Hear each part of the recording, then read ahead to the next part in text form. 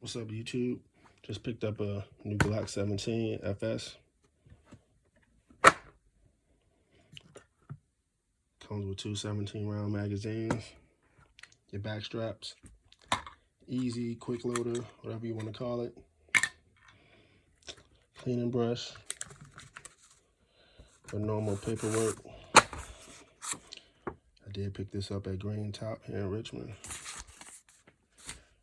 And this is the bad boy right here. This is the updated version. It has the front serrations on the front.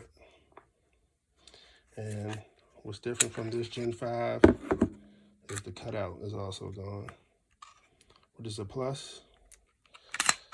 Not loaded, as you can see. Did pick up 233 round magazines. This one is loaded and it has like a sound in it. If anybody knows what that is, please let me know. But yeah, picked up some Hornady critical duty for carry, and of course can't go wrong with Federal for range ammo. But yeah, just a quick unboxing. Gen 5 Glock 17 FS. Thanks for watching.